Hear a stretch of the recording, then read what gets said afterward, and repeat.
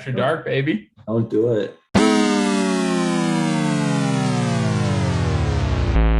My rants have been fueled by scotch.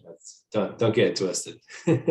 Oh, dude, I've noticed that your rants have gotten more ranty as the night has gone on. It's been And great. it's fantastic. I love it. I feel So- like I do all the ranting. Or should I say rambling? No, today was me ranting. You had to get some shit off your chest. That's what you had to do today, which is perfectly fine. You had Yes. some grievances to air, and you did. You got the airwaves. Amen. I did prepare more for Pod After Dark than I did for the actual pod, though. So Yes. here, let me share this with you guys. Welcome to Oh, Jesus. the Wheel of Topics. Oh, God. Yes. So we've got.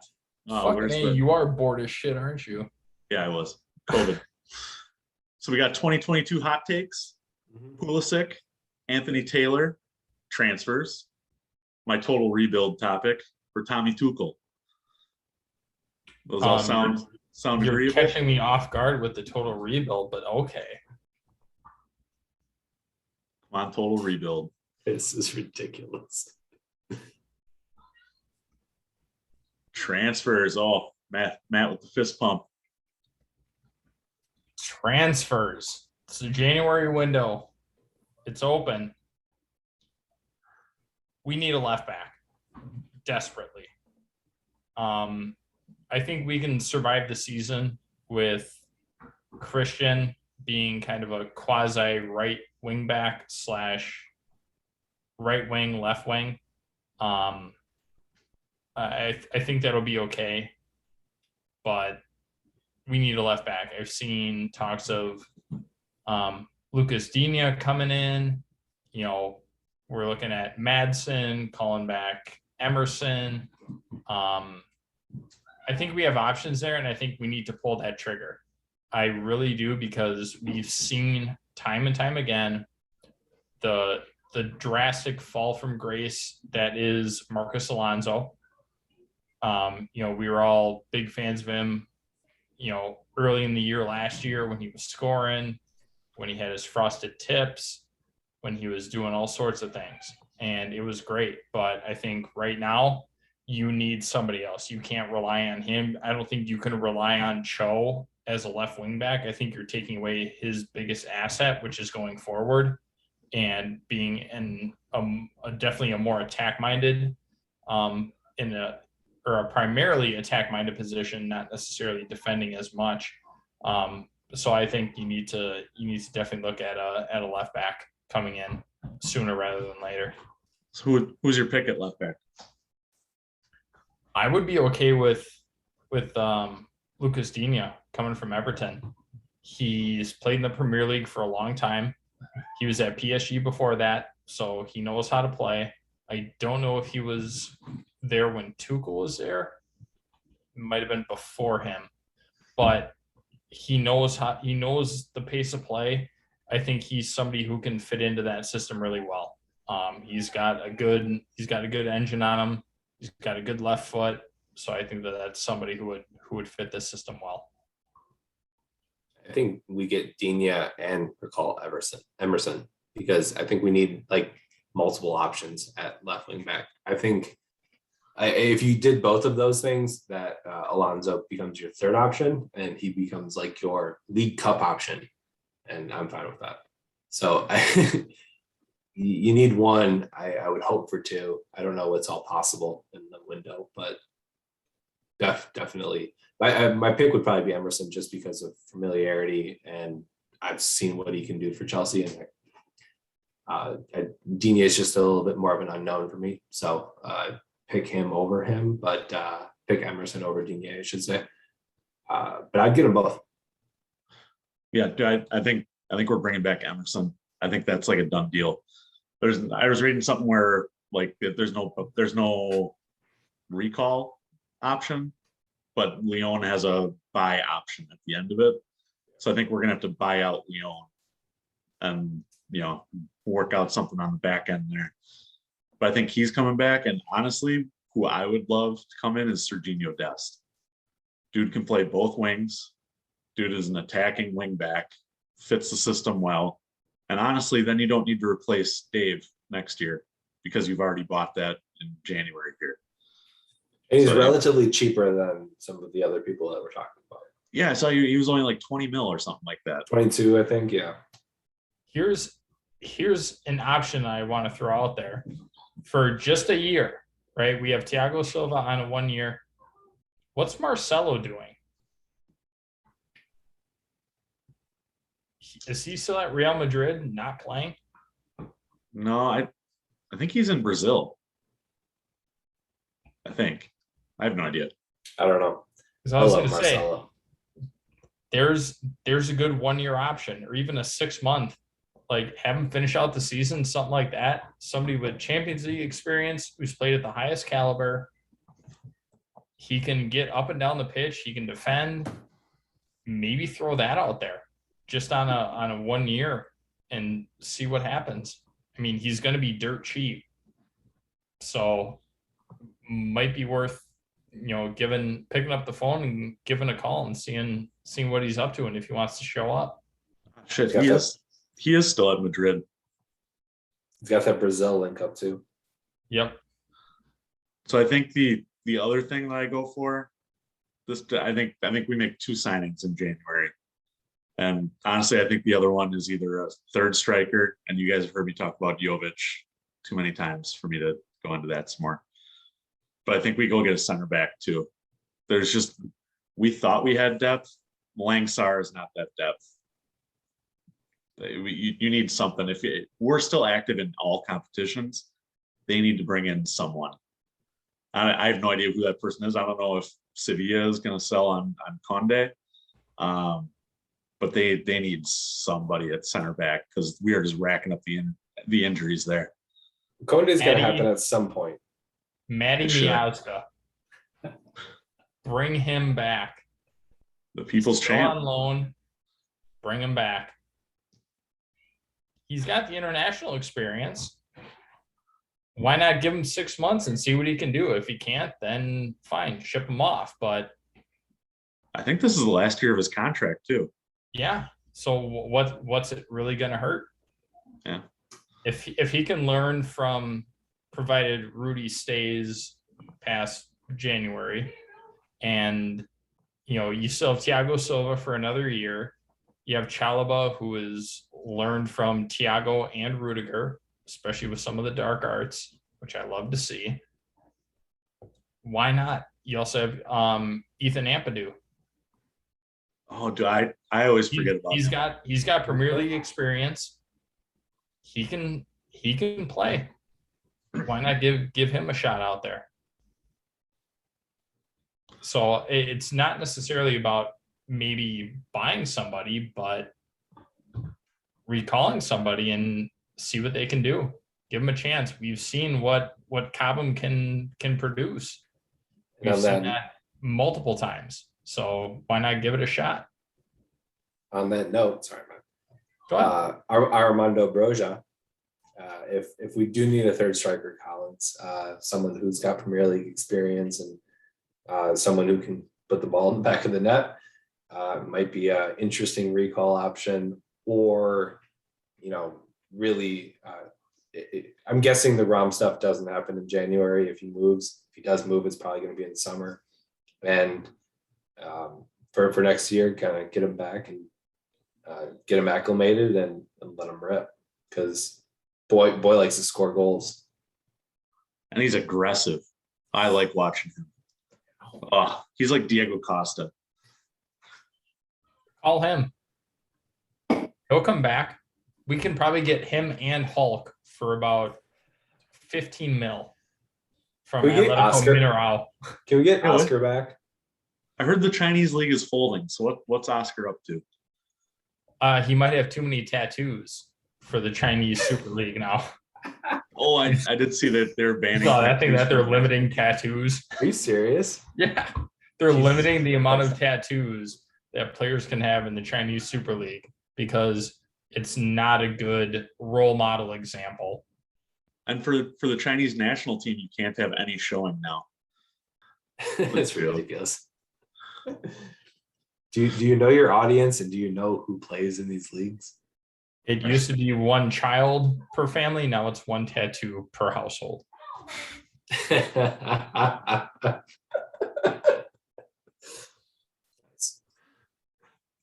Nice.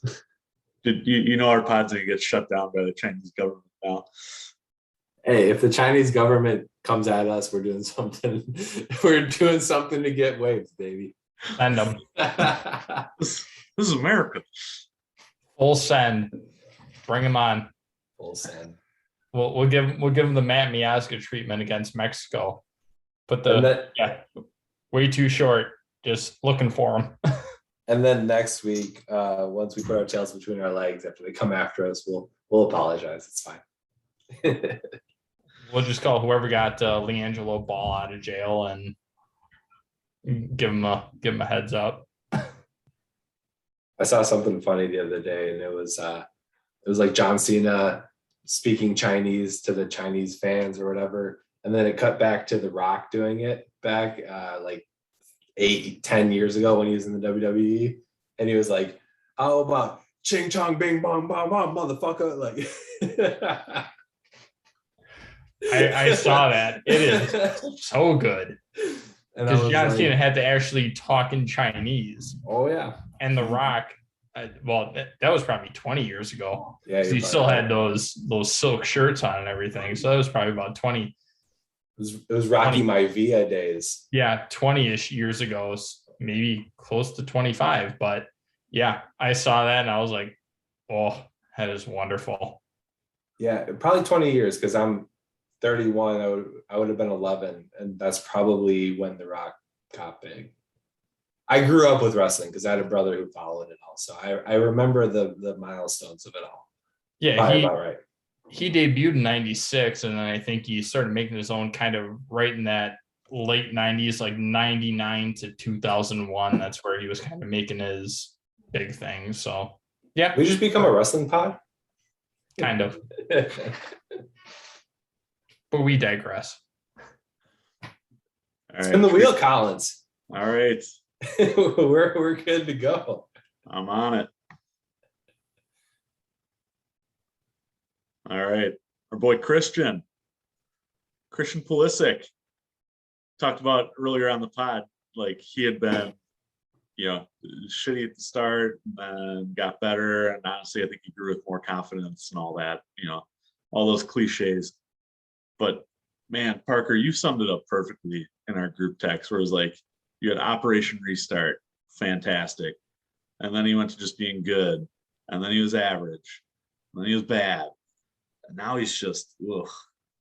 Like, I hope this is a turning point for him. I hope this brings a lot of confidence to him and he can start attacking and, all that. But I don't know. It's too much pressure having him at the club for me as an American. Like, just sell him. Let me cheer from afar for him where I only see the good things, because I feel like, it's like the weight of the country is on this man. And in turn, all the, non-American Chelsea fans are like, oh, well, you're only, you're from America, Christian Pulisic. Like, yeah, no, I know he sucks right now. I know. But you can't say that because, America. So I don't know. I'm kind of done with Pulisic being at the club. I've never seen someone when you were talking about the man of the match nominees and the man of the get the fuck out of there nominees. I was like, Christian could probably be in both lists, and we'd probably get votes for both lists because some people want him the fuck out of here, and some people like what he does. And yeah, he scored a good goal, and I was super happy about it. And I cheer for him. I'm a fan of his, and I'm a fan of Chelsea. So when he scores, it's awesome and it's great. But like, he does a lot of not good things on the pitch, man. He gives away possession a lot. He gets caught in possession a lot, and I don't know. I'm just like thinking, what something's not right, because there were times when in Project Restart when he would be like Aiden Hazard, where he would look at somebody and be like, "I'm going by you." And now he looks at somebody and they're like, "You're not getting by me." It's a complete different opinion of of who's going to win this battle. And like 95 times out of 100, it feels like it's the defender winning the battle. And then we're caught out and we're out of position and we're kind of caught with our tail between our legs. So it sucks. It's not a good time to lose possession. Our boy Lee Dixon said it really, really good today. Shout out to Lee Dixon because he had a great commentating performance today. And he just said, Christian needs to pass and move more so than he does. He needs to get off the ball a little bit more and just kind of get rid of it and go and make stuff happen off the ball. And I completely agree. He needs to just move and create movement a little bit more, but his teammates are starting to not trust him, which is the biggest red flag for me. So I'm kind of with you, Collins. I wouldn't mind seeing him go. I think the trial period is a little bit over. So it's unfortunate. Kind of sucks. I will say one thing. Injuries. He has been very injury ridden since he came to Chelsea. I can't tell you how many spells he's been out on injury and then trying to fight his way back. And then he's going up against people that are in form, but he hasn't had the chance to get back to in form because he's not healthy. He's had 4 different injury spells since he's been at Chelsea, at least. And we've obviously talked about it in depth with his role with the U.S. men's national team. They rely on him for damn near everything. And that's tough. And Collins, I think you're spot on when you say he has the weight of the U.S. world on his shoulders with not only the national team, but also with Chelsea, a big Premier League club, probably the most viewed club in the world, or the most viewed league in the world. You've got eyes on you all the time. And when you're not producing, and when we paid the amount of money that we paid for him and he's injured all the time and he's trying to fight his way back, let's give him some credit. He has been working his ass off to try and get back to, Project Restart version of Christian. And, fortunately or unfortunately, with all of the injuries and COVID and everything like that, he's been out there a lot more. We see him running a full 90. We see his versatility playing that right wing back position. I personally think it's a good thing. He may not produce the same way as Project Restart, but who knows what he was going up against with Project Restart, right? Everybody was kind of out of it. They hadn't played in a while and trying to get back in training and everything like that. Maybe he was just ahead of the curve and he saw different things and he was able to produce, but maybe some people have figured him out. We have talked about is his best role as the 70th minute sub to provide pace and creativity in the last 20 minutes when you have tired legs.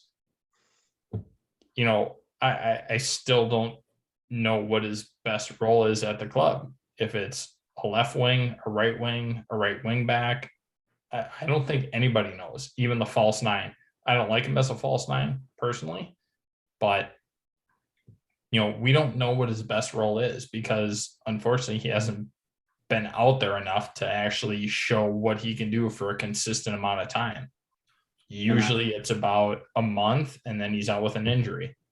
So it's hard to fully understand what he is capable of in that period. Yes, Collins. You and your damn long pauses.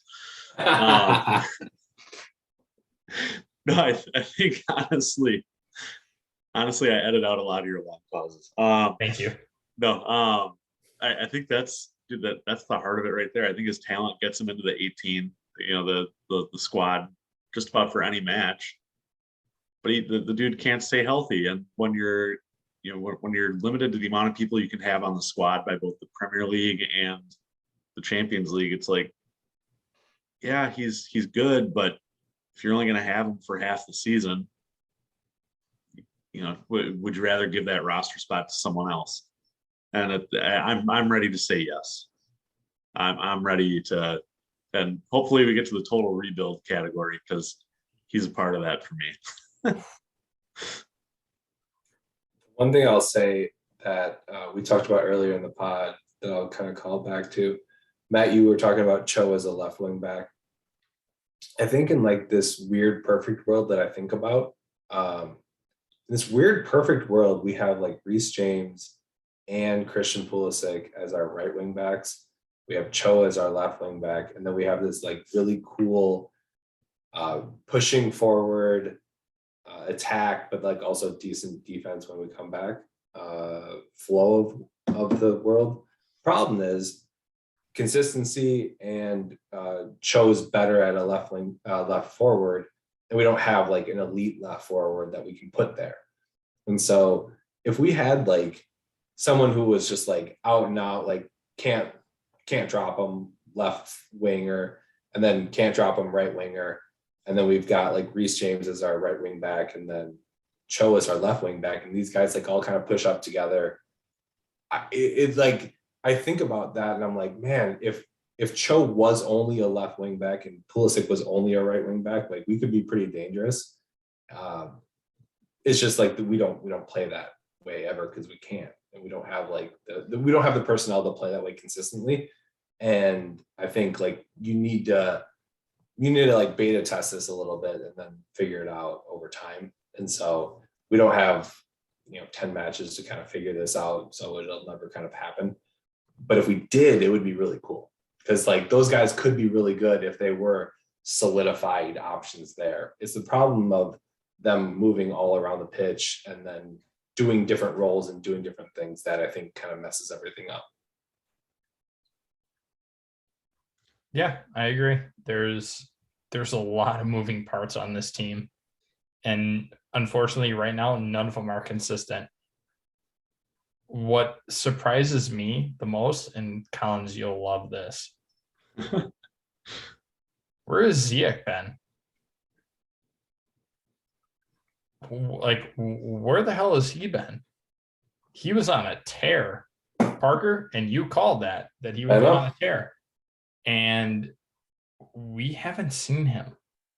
I don't know if he's dealing with some sort of injury that nobody's talking about or like what's happening. But, when he was on, a month ago, he was tearing shit up. You saw that aggression. You saw him track back. You saw him try and take people one-on-one. You saw those great crosses into the box. I don't know what's going on, but I would love to see him back out there. And I hope it's just not for a cup match against Chesterfield or whoever we're playing. I haven't seen that he's injured, and I haven't heard his name in terms of COVID. I wonder if he's being sold. And they're just, like Major League Baseball on the trade deadline, they play games that day. And as soon as you see somebody being pulled in the middle of a game, you know that they're being traded. Yeah. Or, a starting pitcher doesn't make his regular starts, I guess is the better analogy. I wonder if that's what's happening here. If they're trying to prevent Ziyech from getting injured because they're going to sell him in the next couple of days. Still, it seems to me like a very wasted opportunity when we're trying to find somebody to play like a left wing. Obviously we would all take probably Cho over Marcus Alonso, but if you can run Cho and Ziyech, or if you could run Christian and Ziyech on the right, as an option, why not? It seems like he's just kind of there, but he's not being utilized. And I think that he could provide a lot more on the pitch. And I'm not a fan of not seeing him out there, especially considering the run that he had up until whenever he's been kind of froze out. To overemphasize the point, I 1000% agree with you, Matt. I couldn't agree with you more, because I put in the group chat when we were talking at halftime, subs that you would like to see on there. I said at some point I would like to see Ziyech on for Mount, because I thought Mount didn't have his greatest game. He wasn't bad, but he just didn't do enough in that position for me to really warrant his spot. And I thought Zia could do a lot to provide some creativity, to provide some good balls into the box, and to, just be that little bit of a spark. And especially when he's working with Christian on that right side, when Ziyech is that right forward and then Pulisic is the right wing back, they link up really well together. So I like that partnership a lot. And I think it would have been a really fitting move to make, but I don't get paid the big bucks. I'm not Tommy Tuchel. So I just sit here and pot about it. You guys want to spin the wheel one more time? Let's spin the wheel one more time. See what we got. As long as it's not Project Rebuild. Please, Project Rebuild. Oh, Project. Oh, it eliminates things. Okay. Little New Year's theme here. Want to know what everybody's 2022 Chelsea hot take is? Anybody? You start us off. What do you think you got? All right. Again, hot take doesn't have to come true. Just I think we have a new manager by next January 1st. And so that's in the next calendar year. Yes, and next calendar year hot take. Okay. I think we have another manager. I think there's too much stuff brewing here. We're in too many competitions. We're not deep enough squad wise. I think honestly, worst case scenario, we take 5th in the league. We crash out in the quarterfinals or semifinals of every competition, and we come home with no silverware. And then it's a rough start to next year, and Tommy gets the sack. And I think John Terry then becomes your new manager. He did just come back to the club. I saw that. Right. So setting them up. I hope it's a take I don't like. Yeah, it's a take I don't love, because I think he's the right man for the job, and I think he's done a lot right so far, given the pieces. And we talked about this, Collins. He needs a run. He's the type of manager where he needs a bit of a run, where Pep and Klopp, they've been going on 3, 4, 5, 6 years now, and it's not just like immediate reaction where if they don't win everything, they're gone kind of reaction. So we need a little bit of runway. We need a little bit of rebuild, project rebuild, if you will. But if we don't win anything, and if we do not qualify for the Champions League, I think your take might be accurate. No. We're on 2022 hot takes. Yeah. No. We don't need a new manager. No. Okay, I didn't say that we need a new manager. I'm saying my hot take is that by the end of the year we have a new manager. By the end of 2022 we have a new manager. No. I'm just gonna say no. Hot take for 2022. I love you, man. Mason Mount gets sold. We've talked about it with Christian a little bit. I'm not saying he's at the same level as Christian because we know all of his injuries. He goes through the highest of highs and the lowest of lows. And I think we capitalize on the opportunity to sell high. And then we bring in somebody else, or we throw in somebody from the academy. It feels like a carryover from last week's pod. It's just a thought. Like Mason wasn't a huge influence. I don't think he was a huge influence against Brighton until the last 15 minutes of the match. Like, I feel like he's kind of fallen off, and that's why I say he goes through the highest of highs and then the lowest of lows, where he's the one scoring all of our goals, assisting on everything, and then he becomes irrelevant for like 3 or 4 matches in a row. The interesting thing I'll say, Matt, about that, I agree with you. And even in like the matches where he scores, he's not like the focal point. He's not like the guy, and he's not like making all of the chances and then also scoring. He kind of has been showing up a little bit on the score sheet, but hasn't been the major influence. So this spell has been a little bit worrying for me for him. So where does he go, Matt? Where do you sell him? Who's interested in Mason Mount?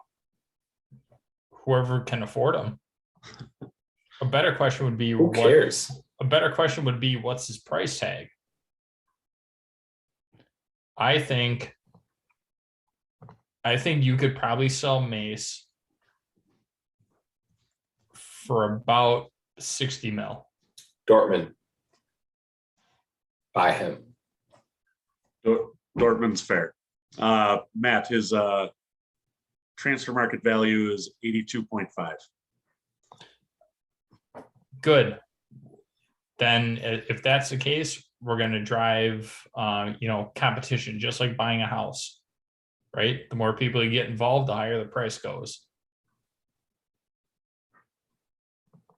But I really do. I think that we capitalize on his form right now, or at least in 2022, and we bring in a crop of new younger players that we can develop to our system, hopefully the Tuchel system. What's your hot take? My hot take of 2022 is that City do not win the league. City does not win the league this year. Now, I'm not saying Chelsea necessarily win the league this year, but City do not. Which goes against everything that's going on right now, which goes against all trends. But I think City's going to have a slump in their season. I think City is going to have that moment where injuries plus COVID plus a lot of things from a scheduling perspective come, and they're not going to be able to deal with it in the same way that other clubs are dealing with it. I know that AFCON kind of goes against that, where Liverpool's probably the most affected from a big club, and Chelsea next. But Chelsea's not, especially because Ziyech isn't going to AFCON, from what I read. It's just Mendy. So I feel like AFCON's kind of a moot issue from Chelsea's perspective. And so I'm not sure what City has going there, but I feel like a slump is happening in the middle of the season. And I think they're going to drop points. I think points are going to be left on the table from a City perspective. And the title race is closer than people realize it is. Yes. City's got Mahrez going, and that's it. So, yeah, I mean, they don't have a striker either. They've got issues. I could see them slumping. I know it's a hard take, mainly because I'm anti-City. But I think that this is all kind of cyclical. Like, we're all kind of riding this wave of when your COVID stuff happens and when your like injury stuff happens, and it all feels like it's happens to everybody at different times. It doesn't feel like it's happened to them yet. And I don't think anyone's immune to this. So I think like they're going to get theirs as well. Like, I think their stuff's going to happen, but we haven't seen it yet. So if City don't win the league, you can mark it down Jan 2nd. I call it. I love the optimism. Honestly, that's all I can say. I love the optimism. And Parker, you and Collins both touched on it. Pep has had time to build his team the way that he wants them built. And that goes from the starters to the bench to even the youth academy. He's got so many people at his disposal that fit his system versus Chelsea, where Ross and Saul do not fit our system. I just think that they're too stacked of a team, regardless of COVID or anything like that, to drop points. And let's be honest, if the Premier League, if Man City does have a COVID outbreak, they'll just postpone the game. Give them time to heal and then come back. That's kind of the way I look at it. So it's Man City's title to lose. That's kind of where I'm at right now. Collins, what's next on the good old wheel of fortune, or the wheel of pot after dark? Well, I think we got time for one more, I think. So we're going to be leaving one off here, so that's okay. So you've either got my total rebuild theory, or we got Anthony Taylor. Saving the best for last. Please be Anthony Taylor. Can we be neither? All right. My rebuild theory. So, if the board is going to back Tuchel, which it appears that they have. Dang, Parker. Parker just down a whole thing. Was that your scotch? Yeah. All right. So Parker's ready to hear this take here now.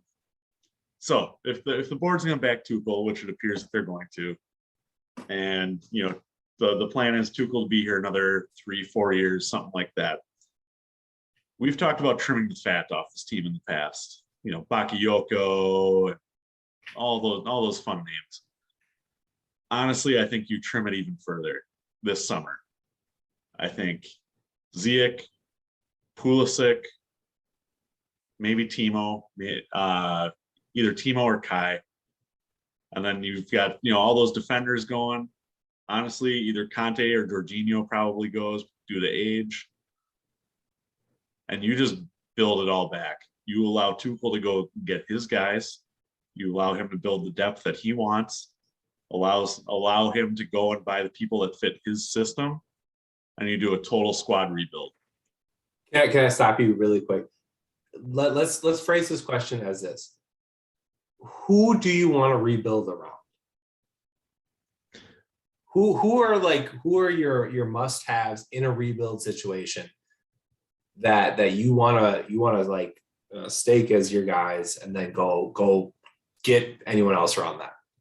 Because I think that's where the conversation starts, and then we can go off that. Okay, so I've got, 1, 2, 3, 4, 5, 6. I've got 7 players that you're building around here. Mendy in goal. Yep. Reese, Trev, and Chills in defense. Conte and Kova in midfield, and Mount as a forward. Everyone else is dispensable. Everyone else is fair game to go. And then I think you allow Tuchel to bring in the people that fit his system instead of him trying to plug square parts into round holes. Obviously, I think selling off that much and buying that much in one summer, and bringing back loan people and all that, it's going to cause an issue with next year. Probably then your point total is going to be a little bit lower than usual, but I think long term it's something that would be beneficial for the club. Yeah, it's a lot. I think where you need to build off of is our midfield, and then Rudiger and Silva partnership in the back, because I think our midfield is solid. I mean, we've talked about it ad nauseum with Jorginho, with Kovacic, and with Conte. I think you've got some of the best midfielders on the planet, and you can make a lot of things happen with just those 3. So I think you start there, and those are your pieces. They might not be your 10-year plan pieces, but they're your mid-tier plan pieces. I think Timo fits in the long-term plan, to be honest. I think Timo has a role in this team that can be really well utilized. So I would add him in that. Rom, we've talked about, so he can be take it or leave it. That's fine. Mace, I think, fits the DNA of Chelsea, so I think you got to keep him. Ziyech, probably not, but kind of a take it or leave it kind of piece for me. I hope Chills plays next year, but I also don't know if he's like going to be ready to go next year. So there's a lot of moving pieces, man. I don't know if we need like a complete project rebuild, but I would say it would be like we need like a mini project rebuild to figure out our defense next season, because we've got a lot of people going away on contract. And so get that squared away first, and then figure out where like who our primary right winger, who our primary left winger are, because Cho and Pulisic and the floaters and stuff, I want to like have more people defined as roles and less plugging of holes going forward. So that's kind of how I see our like today and then like in the next season future of how we structure our team. Matt, what do you got? You are outside of your goddamn mind. You need to lay off the bourbon. To do a full rebuild, and you're talking about getting rid of people that are more or less in their prime, like Timo. Kai is 22. Timo's what, 23, 24, something like that? Ziyech, yeah, he's 28, 29, whatever. But you're talking about getting rid of them? Like, to me, that is absolutely ridiculous. You know, Cho, Pulisic, again, in their early 20s. I agree with Parker. They need more defined roles. We're basically throwing, and Parker, you'll appreciate this, we're throwing darts at a dartboard in a dark room, right? We're trying to just fit people in wherever they go. I agree with building around some of the people that you mentioned. I mean, building around Mendy, it's kind of hard to build around a goalkeeper. But Reese, Chills, Kova, you know, if Rom stays, you know, that's a big question mark. I think you build around him as well in that front three. Obviously, this isn't a hot take, but you get rid of Jorginho. Get your money for him while you can, right? Yeah, he might be a take it or leave it kind of player. Yeah, he's what, 30, 31, something like that. He just had a birthday, didn't he? So, I mean, he's up there too. But the thing is, Conte can still go. I don't think you sell Conte. He can still go. He's on my list to build around. I love Conte. I love it. I love him. How can you not love that man? But like, you build around him. Honestly, he'll probably play till he's 35, 36 easily. And then maybe he'll go to like a bottom tier Premier League team and still be effective. But to sell off that many big names that are so young, I don't like it. We've talked so much about our youth and how young we are, and to just kind of say, yeah, just because you don't fit our system, you're going to go, even though we spent, you know, upwards of, you know, 400 mil on kind of the attacking side of things. Like, to me, it doesn't make sense. See, but I can understand getting rid of some people, but not a full scope of that. And there are some people on there who, you know, maybe you don't sell, but they're not in my, like, this is my core, this is my untouchables. Must keep. Right. Like Kai, like Cho. But I mean, you look at the success of the last, let's see, how many years now, Premier League winners, Liverpool and City. It's because they have teams built to the manager's specifications. They have players that fit the system. Yes, you know, maybe Kai or Cho or Ram, are great players. But if they don't fit the system, what's the use of paying them all that money and spending all that money on them for them to underperform? You're going to get a bad return on investment. So, why not cut your losses? It's going to hurt. And again, it's never going to happen. This is just my dream scenario here. You cut your losses and you let Tuchel go on. Basically, this would be a $500 million shopping spree. You let him bring in the people that he wants, the people that are going to fit his system, the people that make his system work to its most optimum level. If these are your dreams, I don't even want to know what your nightmares are. Like, to me, so here's the one thing that you have to take into consideration. Tuchel's been in charge for a year, right? Mm-hmm. He's had the opportunity to sell them. We all know Cho was rumored with Bayern. He had an opportunity to sell them. He said no. He brought that was Frank. I think Tuchel. I think that it was still ignited in summer. Possibly. Anyways, go on. I think there were always talks of Cho to Bayern. But then you bring in, Tuchel had the option to bring in Rom. Frank brought in Timo and Kai and whatever the case is, and Ziyech. But you have to understand, these are also professionals, and they know wherever they go, they're going to have to change how they play to a different manager every single time. Every manager is different in their tactics and how they approach things. It's going to happen. I think with the youth that we have, it is not the time for a rebuild, because right now, what big names are we going to bring to Chelsea?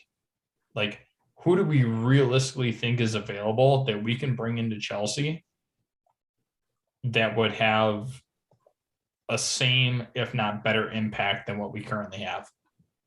And Collins, I know you're going to be searching on this for me. No, I'm bringing up who we have on loan here, because I think honestly, a lot of the holes get filled with people on loan. You look at up top, we talked about on the pod, Armando Broja. I think that's a good fit up top. We talked about how he's very Diego Costa-y. I think Ian Matson fits in as a backup wingback. So Collins, Connor Gallagher fits into your midfield. Billy Gilmore fits into your midfield. So Collins, let's go one by one with your loans, and who do you replace? Okay. So let's start with Broja. You replace Broja with Kai Havertz.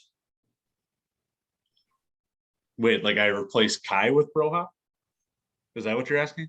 Yeah. So if you do a 1-to-1 swap, like people that you can get rid of, and people from the loan army, who would you bring in to replace that person? So what in this dream scenario here, I think Ram is out the door. I think Timo is a fringe player. So yeah, I think Broja plays that 9. Okay, so Broja for Ram. Yep. I think you got Mount as your right wing. I think you're gonna have to go out and get a left wing, just as we would probably next year anyways. Mm-hmm. So who would be your option at left wing? Alphonso Davies. Good luck getting him from Bayern. Swap deal. Cho. Wow. Swap deal and probably 20 mil from our side. Yeah, it's fair. Then in your midfield, you got Conte and Kova starting, but I think you have Gallagher and Billy Gilmore backing those two up. For Jorginho, Ross, and Saul. Mm-hmm. Yep. At left back, you got Chills and Ian Matson. Emerson And- goes out on loan. Yeah, and Leon's got an option to buy. So I think he's just gone. Center back, I think honestly is going to be tricky. It's going to be tricky regardless because you're losing so many people there. But we talked about Ampadu. I don't think he's ready to start. You've got a couple other players out there. Miazga's in the last year of his deal. I don't think he comes back. Who the hell am I looking for here? Oh, Levi Colwell is supposed to be the next big thing in England. I would not mind seeing him along with Trev. Silva's under contract next year. So that's your back three. And you got Reece James at right back. Do we sell Malang Sarr at 22? Yes. And don't give me shit about that because you were just talking about that last week or 2 weeks ago. He's had one bad game. Which, to be fair, everybody had a bad game that game. That's true. We didn't bring it up in the pod, but Malang Sarr is still solid. He had a bad game. It happens. And he is still very, very solid in our system. I fully back him still. Yeah. So I mean, maybe you give him a year or two to make an adjustment. Again, everybody who I didn't mention in my main squad is fair game, not necessarily that you sell them all. But there are a couple players that maybe you hold over for a couple of years, and Sarr could be one of those. So, anyways, I think that's my team, and honestly, I think that's a top 4 team in England at this point. I don't think. Who's your second right wing back behind Reece? I do not have one at the moment, so we'd probably have to go out and buy one. And honestly, I would still go Serginho Dest.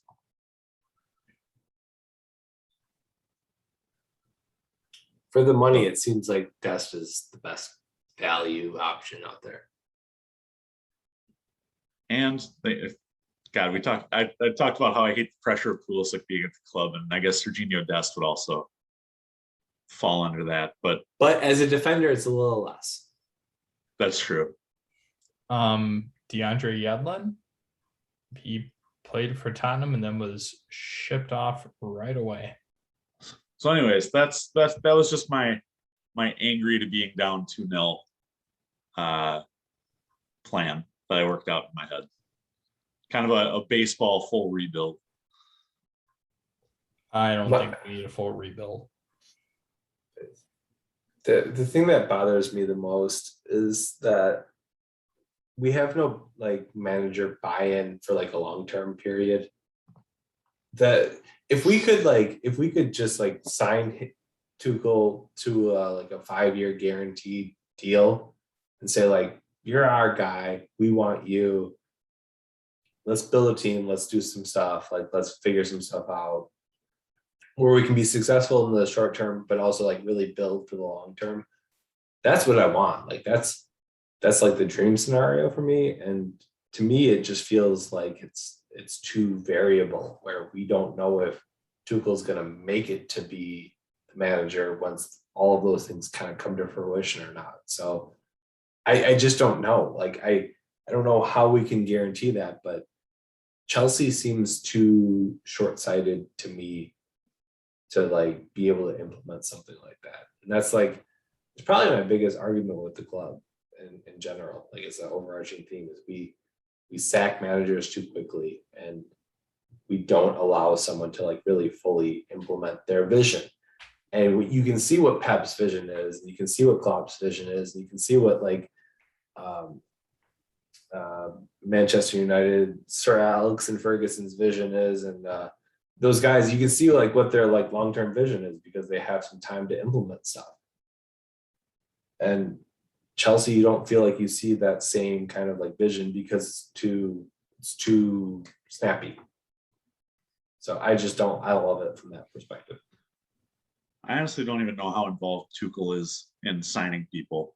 They say he's involved in the conversation, but I don't think Ram was his signing. I don't think Saul was his signing. I think the club operates as these are the players for the club. this is who you have to work with kind of deal. As far as center backs go, do we still have Poppy Gilaboji? Is he still on loan? I was looking for him. He's not on loan. Didgeridoo. What? Yep. Poppy Gilaboji. Mourinho, when he was manager, got him for like $5 million. What about Baba Rahman? Is he still on the payroll? Yes, he is. Wonderful. No, all these guys that that we talk about who have been loan army guys for forever, who were bought and not academy guys, are Antonio Conte guys. Davide Zappacosta. Yeah. Dude he was probably the last one. No, I take that back. Sarri was probably the last one who had like full control of who he was bringing in. But I think Conte kind of ruined that for everybody else. Well, he wasted so much money.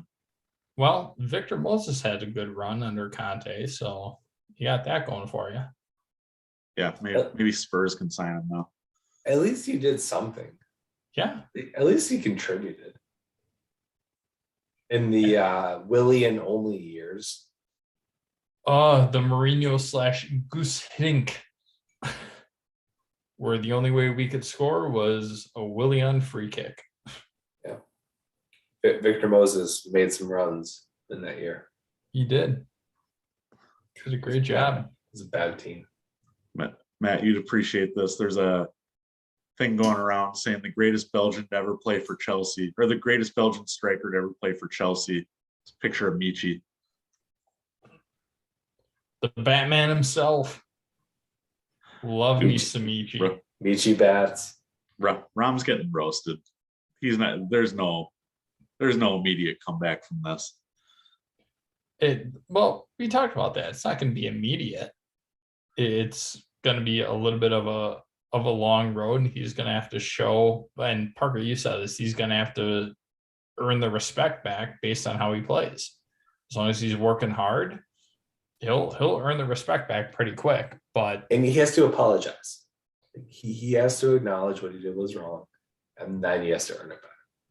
Which we will see if that happens. I think I completely agree. I think that's kind of the linchpin in the whole thing is that Rom hasn't come out and said anything.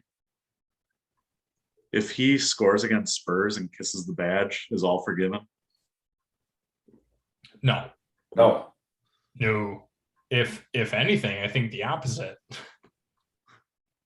Kissing the badge only means something if I fully believe you're invested in the club. I personally, that's why I say I think it's the exact opposite. I agree. I think he would cause more of a stir if he did that than anything, than just celebrating.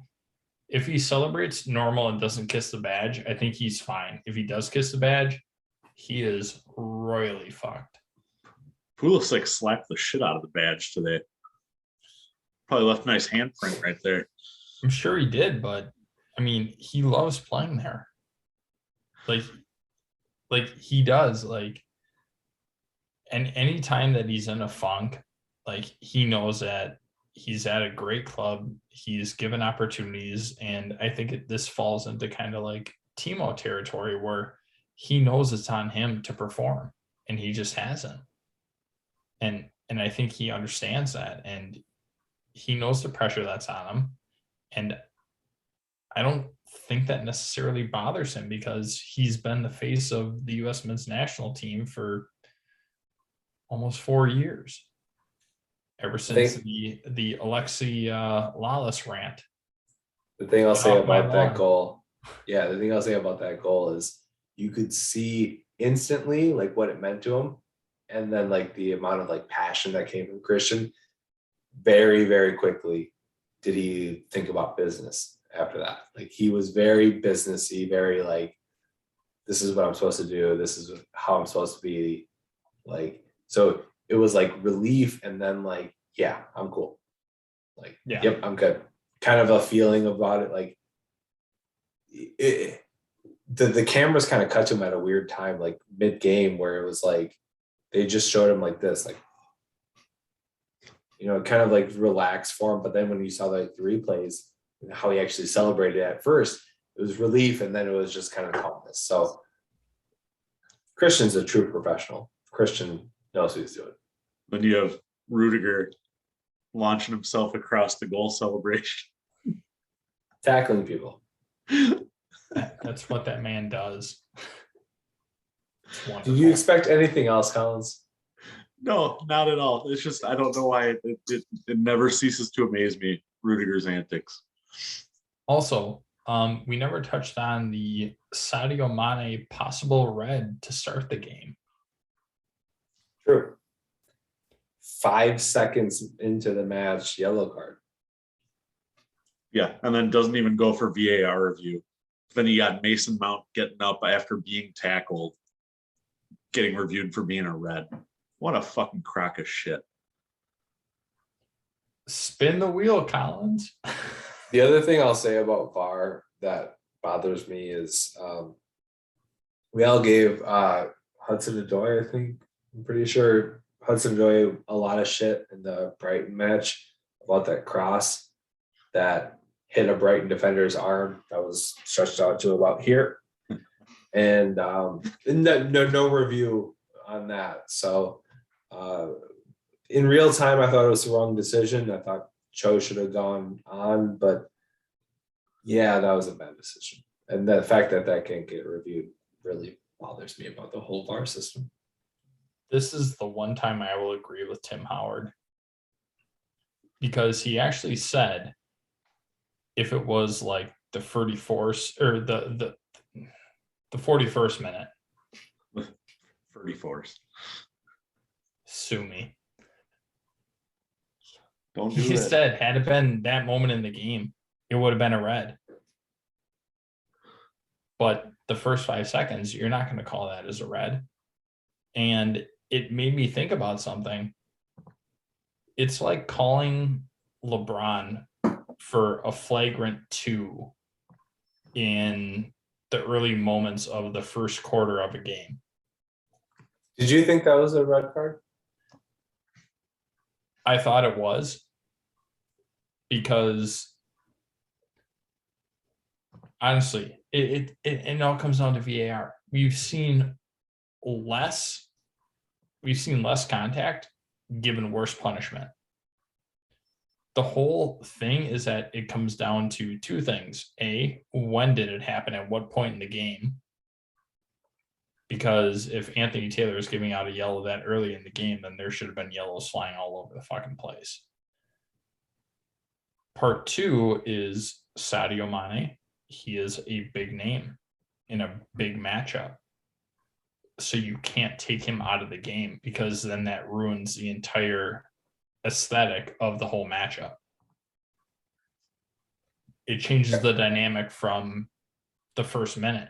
So Collins, what do you think? Was that a red? I go back and forth on it. And the only thing that tells me it's not a red is because it was 5 seconds into the match.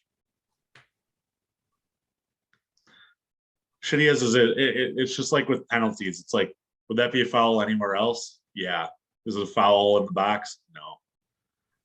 It's shitty. It should have been red. I hate Anthony Taylor, but I don't know. 5 seconds in, I don't know if I'm giving that.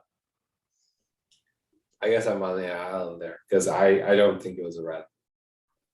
I thought it was a yellow card, but I don't think it was a red. I don't think it was like, it wasn't goal preventing, and it wasn't like malicious to attempt, like to actually like injure. So I thought it was a little bit incidental and a little bit intentional, but yellow I thought was the proper call. So my biggest question is, when it comes to a red, is they look at whether it was violent or reckless. To me, that was reckless. Does reckless, depending where it is on the pitch, though, matter? It should, but it doesn't. And that's, I think, a huge issue. And especially like Collins, like you said, like I said, it was 5 seconds into the game. you're not going to call a red on one of the high profile players in your highest profile match, arguably of the season. You're not going to call it that early. And I get that, but at that point it just comes down to like business versus, the actual letter of the law. Was it reckless? I think it was. Are they going to give a red that early? No, never. You could go full, the Rudiger challenge against Villa where he went in, 2-footed. You could give that in the first 10 seconds of the game, catch somebody on the ankle, and it would still be a yellow. But if it's 30th minute, 40th minute, it's a red. And Matt, it's just like what you talked about. What was it, like 4 weeks ago on Pod After Dark, where it's like, it's the inconsistency. The fact that wasn't even reviewed by VAR, that they didn't even stop the game to review that by VAR, is what pisses me off. And then again, you have Mount getting up from a tackle, and yeah, he lets out a little frustration, but you got to spend 2 minutes reviewing that. You got to spend 2 minutes reviewing whether Antonio Rudiger blocked the view of the keeper from an offside position on the goal of the fucking season. You got to review for a handball on Pulisic's goal. But if you're going to review all that ticky-tack shit, then review the real stuff. I don't know. It was fitting that it was Anthony Taylor. It was fitting that the fourth referee was Mark Atkinson. I'm not sure who the VAR referee was, but I'm sure it was somebody who also hates Chelsea. I don't know why there's this agenda against Chelsea. It's probably Mike Dean. Yeah, right. It wasn't, because I remembered seeing it, and I remember it wasn't being like a name that pops up against us very often. But I guess was it that one guy who's had our last few matches that has called the game like shit all the way around? Chris, whatever. Oh, it was Darren England. Darren England. Sure. So, I mean, at least it was a no-name guy. I guess like the optimist in me was like, oh, at least you got a yellow card for that action with Mane. Because I didn't even like seeing it in real time. I didn't think of it much as anything. It looked like a kind of a coming together and a clash that kind of normally happens. And it didn't seem overly aggressive by Mane, like in real time. So when I saw it, I was like, oh shit, they're giving a yellow card. Like, cool. Like Mane's on a yellow card. So must have been something to it. But so when I reviewed it and I was like, oh, there's a little bit there, but yellow's probably the right answer there. So that was kind of my take on it. That I was happy to at least get a yellow out of it. Maybe something happens where Mane gets 2 yellows sillily, and we get man advantage and we can kind of attack, but didn't happen. Yeah, there has to be some sort of consistency, because we've seen less get punished worse. So it to me, it's granted it's a big game. I don't think we should have expected a red. In all honesty, I'm surprised we even got a yellow, knowing how things have been going lately. But at the same time, he led with his elbow. Like, that's just what he did. And he knows better. He's been in the league long enough. He knows better than that, and got him square in the face. Like, and I laugh at the fact that the whole argument against the red card was, oh, well, it wasn't the elbow that made contact with his head. Like, yeah, I mean, okay. I don't know how precise you are when you're in the air. I'm not sure Sadio Mane is trying to be an assassin up there, but I don't know. It looked reckless to me. Yeah, and that's what they always check for with a red card, especially with even like a slide tackle or something like that. Violent or reckless. To me, it looked reckless. And I'm going to play devil's advocate really quickly. If that was us going up, I would hope it would be called a yellow card. It would have been Amen. a red. I know. Yeah. But Wait, if it was, wait. Anthony Taylor would have taken one look at the screen at the point of impact and then just given a straight red.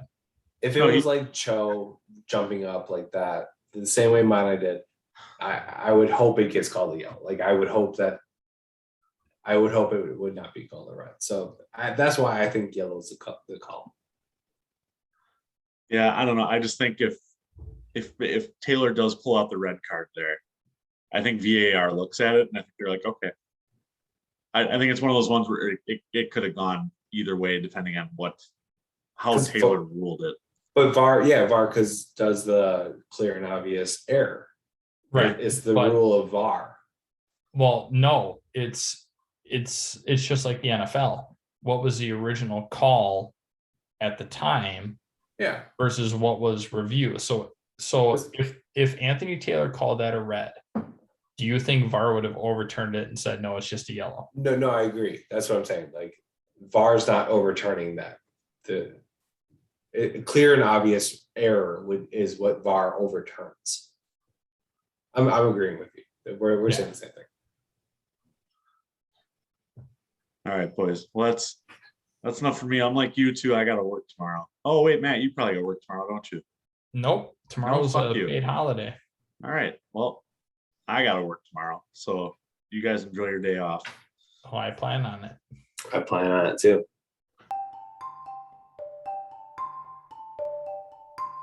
I'm all potted out.